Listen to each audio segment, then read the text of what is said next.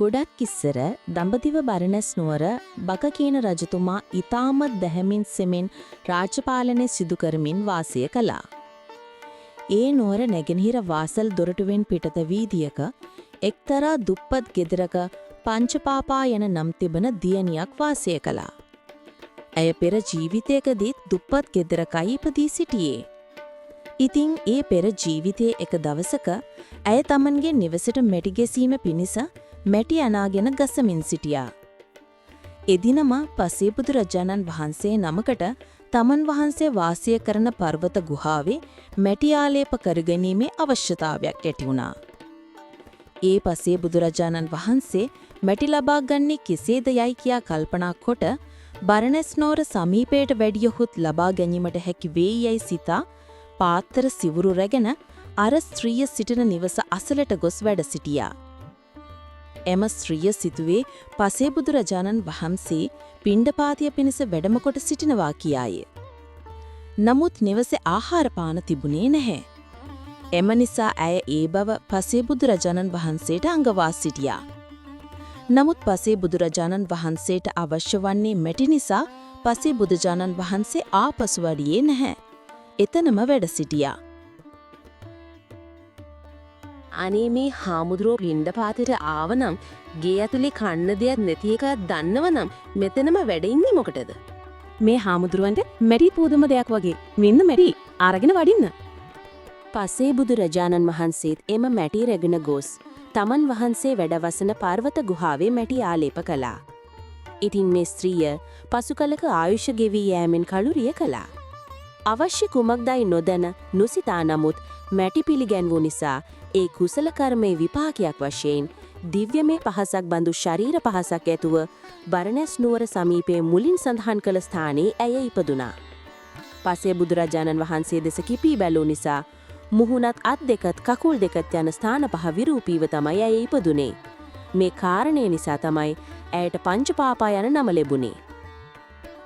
ඉතින් දිනක් බරණැස් රජුරෝ රාත්‍රී කාලේ අප්‍රසිද්ධව වෙස්වලාගෙන තමන්ගේ නුවර පරීක්ෂා කිරීම පිණිස පිටත් වුණා.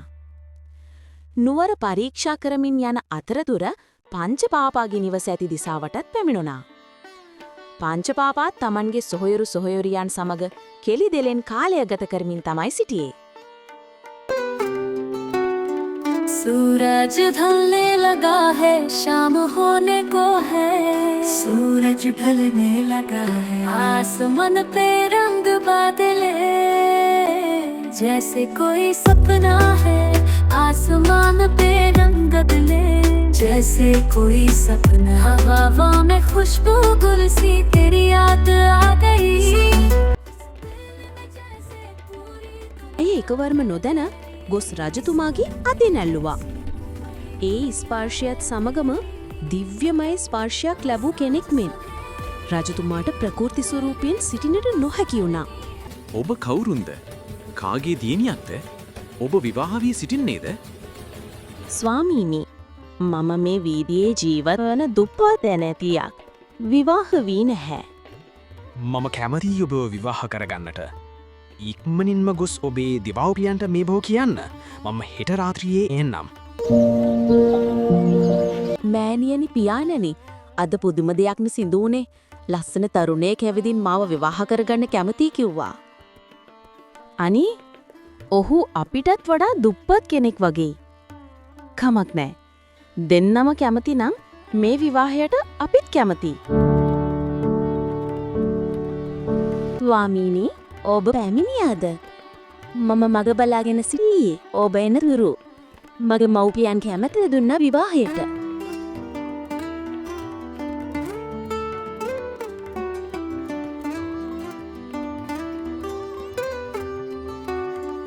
सूरज ढलने लगा है शाम होने को है सूरज ढलने लगा है आसमान पे रंग बादले जैसे कोई सपना है आसमान पे रंग बदले जैसे कोई सपना हवा में खुशबू गुल सी तेरी याद आ गई.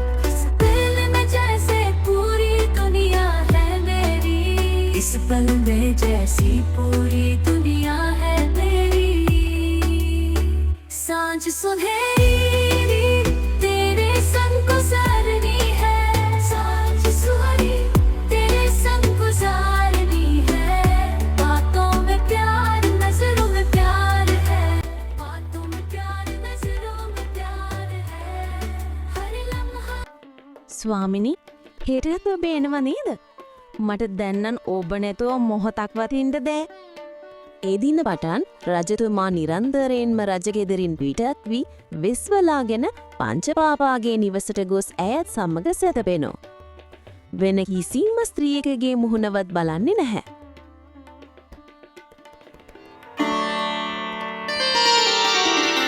සෝඳුරිය ඔබ අද ශෝකයෙන් වගේ කුමක්ද සිදුවයේ?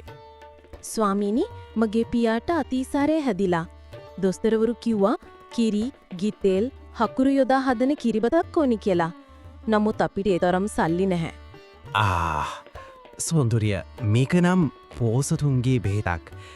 මම කොහොමද මේ වගේ දෙයක් හොයන්නේ?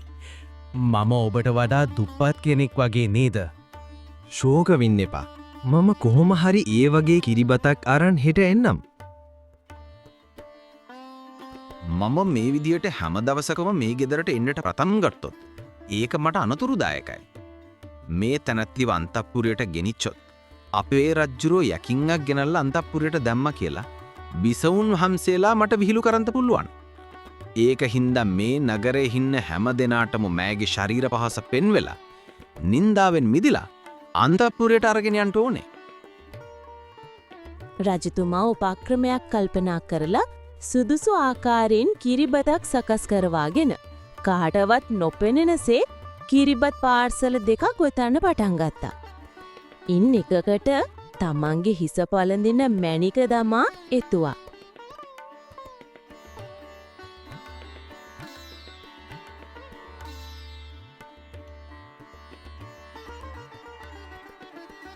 ඉතින් එදා හැන්නෑවේ මේ බත් මුල් දෙකත් අරගෙන පංචපාපා බලන්ට ගිය රජතුමා ඒ බත් මුල් දෙක ඇගේ අතේ තබලා මෙහිම කිව්වා. මම බොහොම දුප්පත් කෙනෙක්. මේ බත්මුල් දෙකත් බොහොම අමාරුවෙන් තමයි හොයාගත්තේ. අද මෙන්න මේ බත්මුල කණ්ඩ කියන්න. හෙට මේ බත්මුල කණ්ඩ කියන්ට. ඒ විදියට කියපු රජතුමා මැණික දාපු බත්මුල පසුවදාට අනුභව කරන විදියට කටයුතු යොදා බත්මුල් දික වෙන වෙනම පංචපාපා අත තැබුවා.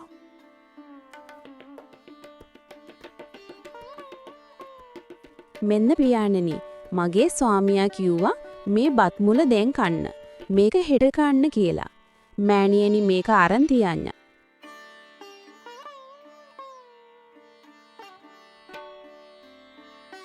සේවකය වහාම මගේ චූඩා මාණික්කිය රැගෙන එන්න.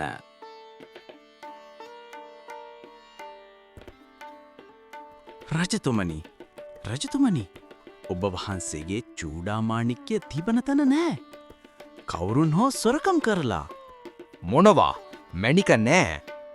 වහාම මගේ හිස්ස පලඳෙන මැණික සොයනු. විශේෂයෙන් දිලිඳු නිවෙස්වල පරීක්ෂා කරන්න. තවද ඔතැන්න ලද ආහාරවල පරීක්ෂා කරනු. මෑණියනි අරය ගෙන දීපු බත් එක කාපු ගමන් පියාණන්ට සනීපුුණා. මේකත් අද කමුණේද පියාණනි. මෑණියනි රාජපුරුෂය ඇවිත්. ඇයි මේ? නුබලා මොනවද හොයන්නේ? කිසි කෙනෙක් හෙලවෙන්න එපා. ඉන්න තැන්වලම හිටියොත් හොඳයි. අපේ මහරජතුමාගේ චූඩා මාණික්කයෙන් නැති වෙලා. මැණික හම්බ වුණා. මේ ඉන්නේ හොරු. යමු රජතුමා ළඟට. දේවයන් වහන්ස මෙන්න හොරු. මොවුන්ගේ නිවසේ බත් මුලක තිබී මැණික හමු වුණා. අනේ රජතුමනි, අපි නම් හොරු නොවේ. ඔය බත් මුල ගෙනත් දුන්නේ අපේ බෑනා කෙනෙක්. කෝවේ බෑනා කවුද ඔහු? වහම ඔහුව මා ඉදිරියට රැගෙන ඉන්නු. අනේ දේවයන් වහන්ස අපේ දුවනම් දන්නවා. ඔහු රාත්‍රී ඇවිත් රාත්‍රියම යන නිසා අපි නම් මොහු හඳුනන්නේ නැහැ. මය මුසාබස් පවසන්නේ රජතුමනි. එහෙම වෙන්න විදියක් නෑ කොහෙත්ම. ඇත්ත නැත්ත මම හොයාගන්නම්. මේ නගරේ කොහේ හිටියත් මම ඔහුව හොයාගන්නවාමයි. වහාම මොවුන්ගේ දියණියව රැගෙනෙනු.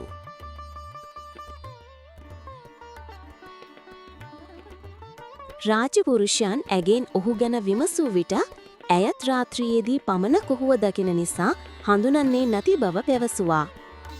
මෙම නිසා රජතුමා අමුතු උපක්‍රමයක් යෙදුවා.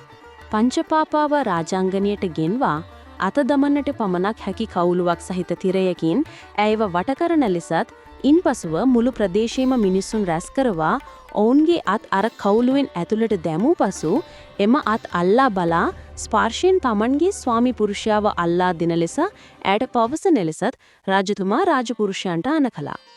ඉන්පසු රාජපුරුෂයෝත් පංචපාපා සිටින තැනට ගොස් ඇගේ රූපය දැක නොසතුටු ඉතා පිළිකුල්ලෙන් යුතුව අතින් නොඇල්ලාම රාජාංගණයට ගෙනවිත් කවුළුවක් ඇති තිරයකින් වට කළා. ඉන්පසුව ප්‍රදේශයේ මිනිසුන් රැස් කරවා කවුළුවෙන් ඇතුළට අත දමන්නට අණ කළා. පංචපාපා තිරය ඇතුලේ සිට දමන අත අල්ලා බලා මුහු නොවෙයි කියා හැර දමනවා. ඉතින් නැගේ ස්පර්ශය ලැබූ හැම මිනිසෙක්ම දිව්‍ය පහසක් බඳු ඒ හස්ත ස්පර්ශයට ඇලී ඈතට නොගොස් ළඟම සිටිනවා. මේ ස්ත්‍රියට දඩ නියම කරනවා නම් ඒ දඩය ගිවා හෝ මෑව මගේ භාර්යාව කරගලනවා කියා සිතමින් හැම මිනිහෙක්ම දුර නොගොස් සිටින්නට වුණා. වචනීන් කියා ඔවුන්ව ඉවත් කරන්නට නොහැකි වූ නිසා රාජපුරුෂයින් පොළුමුගුරුගෙන පහර දෙමින් ඔවුන්ව බැහැර කරන්නට පටන් ගත්තා. සියලුව සෙනෙවිවරු, ඈපාවරු, මාපාවරු ඇතුළුව යුවරජුරුව පවා වියරු වැටුණාවුන් මෙන් එතැනම කැරකෙන්නට උනා. සියලුම නගර වාසීන් විමසා බලා නිම වුණත් සොරා සොයාගන්නට හැකි වුණේ නැහැ. ඉතින් අවසානයේ ඉතිරි වුණේ රජතුමා පමණයි. රජතුමාත් මමද එහෙනම් හොරා යනුවෙන් පවසමින් ගොස් කවුළුවෙන් ඇතුළට අත දැම්මා. රජතුමන්ගේ අත අල්ලාගත් පංචපාපා මෙන්න හොරා කියා රජුගේ අත අල්ලාගෙනම මහ හඬින් කෑගැසුවා. ඉතින් රජතුමා ඒ අත අල්ලගෙන සිටිද්දීම ඇමතිවරුන්ගෙන් ඔවුන් සිතන්නේ කුමක්ද කියා විමසුවා. ඒ ඇමතිවරුත් තමන්ට හිතුණු දේවල් කිව්වා. ඉතින් රජතුමා ඇමතිවරුන්ට මෙහෙම කිව්වා. ඇමතිවරුනි, මෑගේ පහස නොදන්නා ඔබලා සියලු දෙනාම මට නින්දා කරයි කියා මම බය වුණා. මගේ අන්තපුරයට මැය ඇතුල් කරගන්න අදහසින් තමයි මම මෙය සිදු කළේ. ඉතින් දැන් මට කියන්න, මේ තැනැන්තිය වඩාත් සුදුසු කාටද? සියලු දෙනාම ඔබ වහන්සේටයි සුදුසු කියා රජතුමාට පිළිතුරු දුන්නා. ඊට පස්සේ රජතුමා ඇයව සත්‍රුවන් උඩ සිටුවා අතපැන්වත් කොට තමන්ගේ අගබිසවුන් බවට පත් කරගත්තා.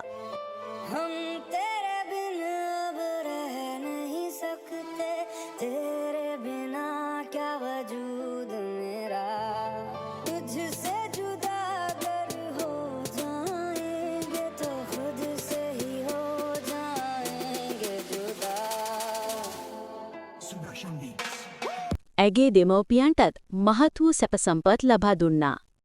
ඉන් අනතුරුව සිදුවුණේ හරිම පුදුම දෙයක්. පංචපාපාව අගමෙහෙසිය කරගත්තා පටන් රජතුමා නඩු විසඳන්නේවත් වෙන කිසිම රාජකාරියක් කරන්නේවත් නැහැ. ඒ විතරක් නොවේ, අන්තපුරේ සිටින දහසක් පමණ බිසෝවරුන්ගෙන් එක් බිසවක් දෙසවත් රාගයෙන් යුක්තව බලන්නේ නැහැ. ඉතින් ඒ අනෙකුත් බිසෝවරු ඉරිසියාවෙන් යුතුව තොරතුරු පරීක්ෂා කරමින් සිටියා.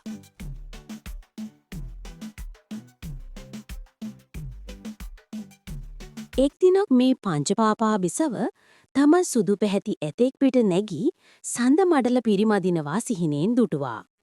ඉතින් මේ සිහිනේ ගැන රජතුමාට පැවසූ විට රජතුමා නිමිති ශාස්ත්‍ර දන්නා නිමින්ත පාඨකින් ගෙන්වා ඒ ගැන විමසුවා. ඒ සිහිනේ සැබෑ අරුත වන්නේ ඇය රජවරුන් දෙදෙනෙකුගේ බිසව බවට පත්වෙනවා යන්නයි. නමුත් නිමින්ත පාඨකින් අනෙකුත් බිසෝවරුන්ගෙන් කලින්ම අල්ලස් ලබාගෙනයි සිටියේ. ඒ නිසා ඔවුන් බොරුවක් ගොතා මෙසේ කිව්වා. මහරජතුමනි, බිසවුන් සුදු ඇතෙක් පිට සිටීමේ අර්ථය නම් ඔබ වහන්සේ මරණයට පත්වෙන බවයි. සඳමණ්ඩල පිරිමැදීමේ අර්ථය වන්නේ නුඹ වහන්සේ සතුරු රජු අතට හසුවන බවයි.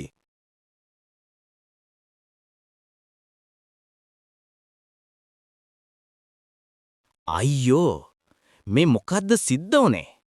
නුඹලා කියන්නේ ඇත්තක් නම් මට මරණයෙන් බේරෙන්න පිළියමක් නැද්ද? මා කුමක්ද කළ යුත්තේ? වෙල්ල වැහුම වගේ කට හදන්නේ නැතුව වහම කියනෝ. රජතුමනි, ස්ත්‍රීන්ට වද දෙන එක සුදුසු දෙයක් නොවෙයි.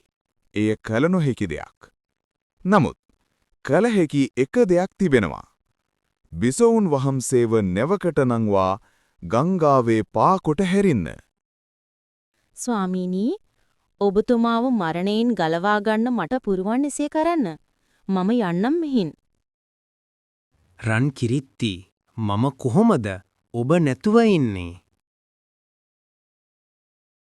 එන්පසු රජතුමා බිසවුන් වහන්සේව නැවකට නංවා ඒ නැවට ප්‍රමාණවත් පරිදි කෑම බීම වස්ත්‍රාභරණ ආදිය දමා මධ්‍යම රාත්‍රියේදී ගංගාවට මුදා හැරියා. ඉතින් පසුවදා ඒ නැව පාවරිය කියන රජතුමාගේ රාජධානිය අසලින් ගමන් කරන්නට පටන් ගත්තා. එදා පාවරිය රජතුමා පිරිවරත් සමඩින් නැගී ජල ක්‍රීඩාදියෙහි යෙදී සිටියා. ඉතින් පංචපාපා බිසෝන් වහන්සේව රැගත් නැව ඉස්සෙල්ලාම දැක්කේ පාවරිය රජතුමාගේ සෙනවි රත්තුමයි. ඔහු ඒ නැව දැකලා නැව මා සතුයි කියා කිව්වා. රජතුමා ආසා නැවේ තිබෙන දේ මා සතුයි කියා කිව්වා.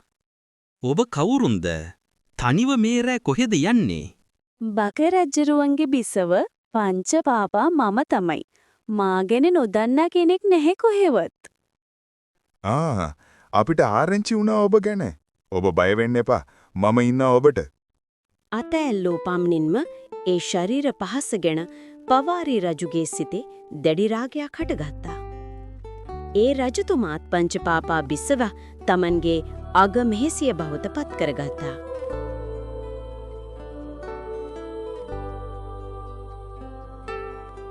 එදා පටන් පාවරිය රජුත් වෙන කිසිව බිසවකගේ මුහුණවත් බලන්නේ නැහැ. ඒ පංචපාපා තොමෝ පාවරිය රජුගේ ජීවිතයේ බඳු වුණා. මේ විස්තරය බක රජතුමාට අසන්නට ලැබුණා. දේවයන් වහන්සේ, පංචපාපා බිසව පාවාරිය රජුගේ අගමෙහෙසිය බවට පත් කරගෙන කුමක්ද නුඹලා දොඩවන්නේ? ඔබ වහන්සේගේ බිසව. මගේ බිසව පාවරිය රජුගේ අග මෙහෙසිය කරගෙන සිටීමට ඉඩ දෙන්නේ නැහැ මම. වහා යුද්ධයකට සූදානම් වනු. රජු සේනාව රැස් කරගෙන මහත් අභිමානයක් උපදවාගෙන පාවරිය රජුගේ නුවරට මෙගොඩින් නුවරක් තනාගෙන එක්කෝ බිසව එවනවද නැත්නම් යුද්ධ කරනවද කියා පණිවිඩයක් යවුවා.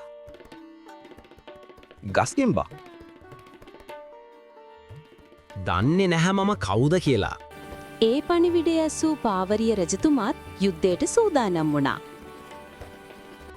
මේ සිදුවීම දැක්කපු රජවරු දෙන්නාගෙම මන්ත්‍රීවරු මේ විදිහට එකිනෙකා සමග කතාබස් කළා. පළමු ස්වාමියා බක රජු නිසා මේ බිසව බක රජතුමා සතුයි. නැවින් යන විට ලබාගත් නිසා මේ බිසව පාවරිය රජතුමාත් සතුයි. ඉතින් අන්න ඒ නිසා මේ බිසව එක රජ කෙනෙක් ගාව දවස් 7 බැගින් රජවරු දෙදෙනා ගාවම සිටිය යුතුය. එසේ කතිකා කරගත් ඇමතිවරු ඒ රජවරුන්ටත් දැනුම් දී ඔවුන්ව සංසිඳ වෙව්වා. ඉතින් මේ පංචපාපා දැන් රජවරු දෙදෙනාටම අයිති. ඇය දවස් 7ක් බක රජතුමා ළඟ සිටිනවා.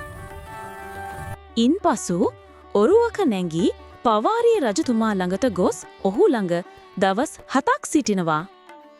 මේ විදිහට එතෙර මෙතෙර යන අතරේ ගඟ මැදට පැමිණි විට එම රජවරුන් දෙදෙනාත් මදිවි ඔරුව පදින කබර හැදුණු මාළුකාරයා සමගත් මේ පංචපාපා අනාචාරයේ හැසිරෙන්නට පටන් ගත්තා. බුදුරජාණන් වහන්සේ අලුතෙන් පැවිදි වූ භික්ෂූන් වහන්සේලා 500කට දේශනා කළ කුණාල ජාතකයේ තවත් කතාවක් තමයි පංචපාපාගේ කතාව. කුණාල නම් බෝධිසත්ව කෝල් රජුරවන්ට ඒ ජීවිතයේදී ජාති ස්මරණ ඥානිය පහළ වී තිබුණා. ඉතින් උන්වහන්සේ තමන් ඉස්සර ජීවිතවල දැකපු ස්ත්‍රීන්ගේ දෝෂපූර්ණ මුක්ක කියන පුස්ස කෝකිල රජුරවන්ට දේශනා කළ කතාවලින් තවත් එකක් තමයි මේ කතාව. මේ කුණාල ජාතකය අහපු භික්ෂූන් වහන්සේලා 500ම ධර්මය අවබෝධ කරගත්තා. තවත් මෙවැනි ජාතක කතා නැරඹීමට අපගේ ආනිසංස YouTube නාලිකාව සබස්ක්‍රයිබ් කරන්න. ධර්මදානයක් ලෙස ෂෙයා කරන්න. ලයික් කරන්නත් කමෙන්ට් එකක් දාන්නත් අමතක කරන්න එපා. ඔබ සැමට තෙරුවන් සරණයි.